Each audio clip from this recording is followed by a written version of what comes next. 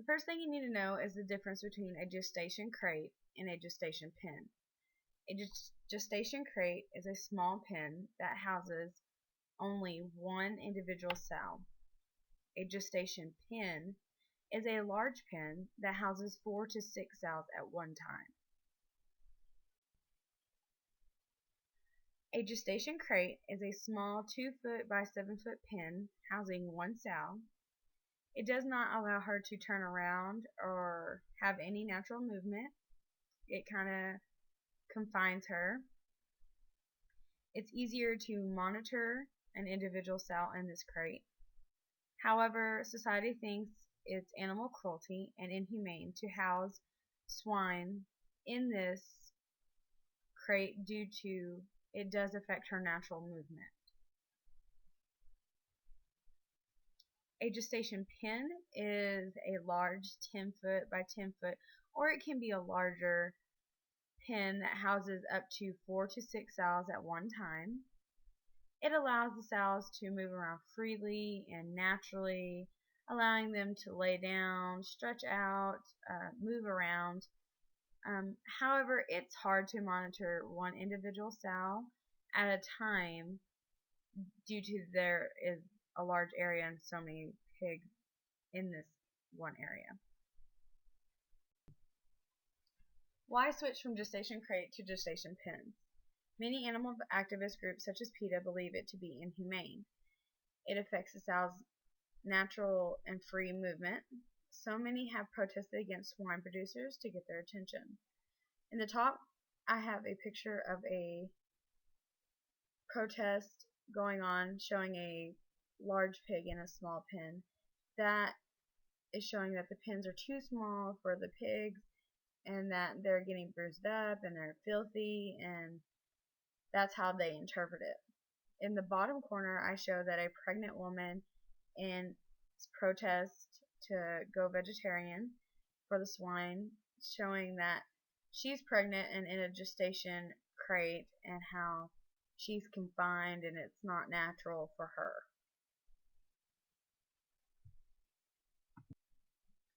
Who's switching? Many swine producers have made the switch. However, many do not want to make the switch from gestation crates to gestation pens due to the cost. They don't understand why they're having to take gestation crates out and put pens in, because it will cost them more money to do this and to redo everything in their barns for the pigs.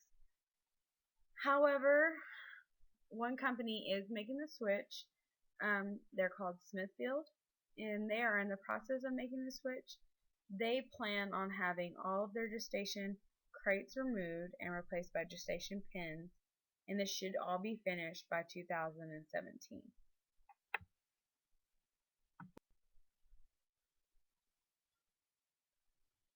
Injuries with gestation crates.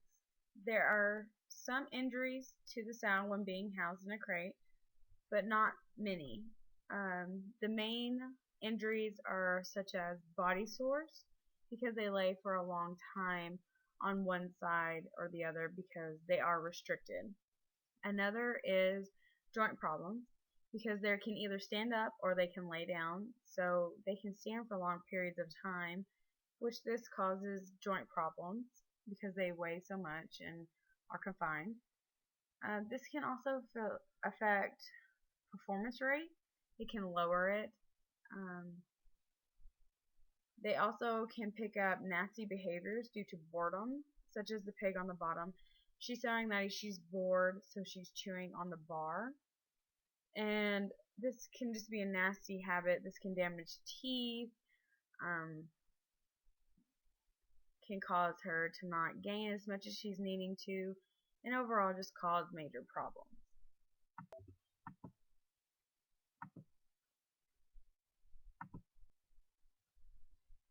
Injuries that come with gestation pens.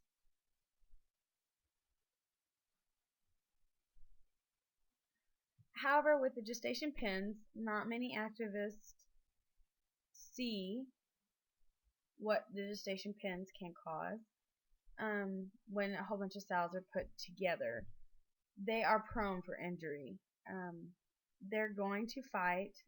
They're going to just be animals and be territorial, and which causes damage to the outer skin, which is cost on the producer because they have to doctor the pigs for the injuries.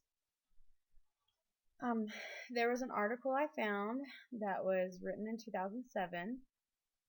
There was a 2.5 average body score increase on skin lesions with the gestation pins versus only a 0.6 average increase on gestation crates.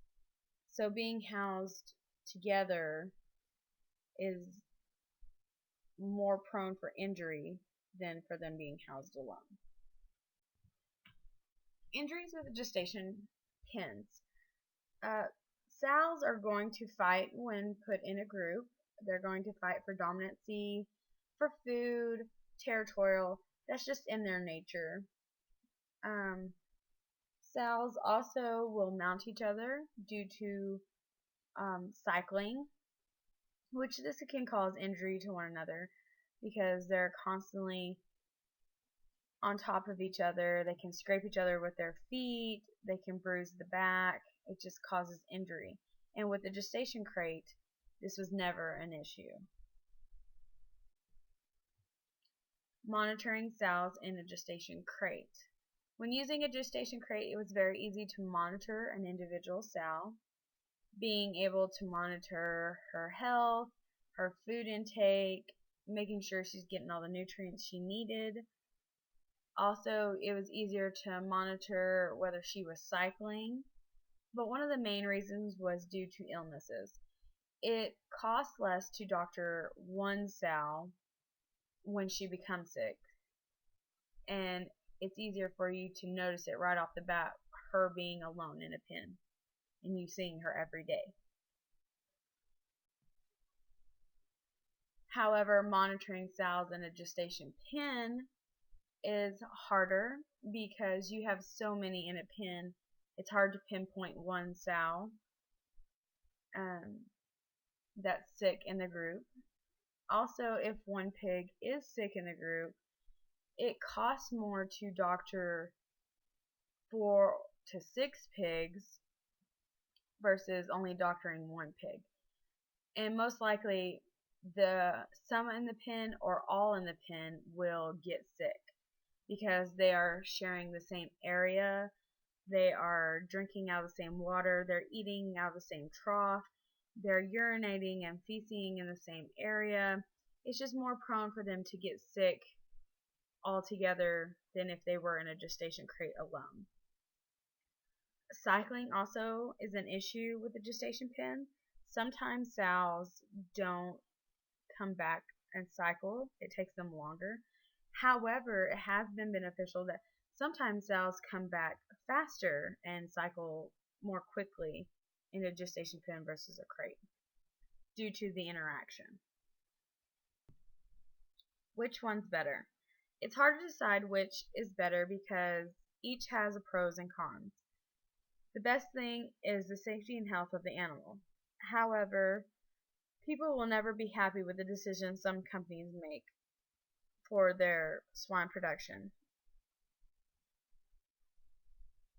I hope you found this video helpful and you learned something new. Thank you.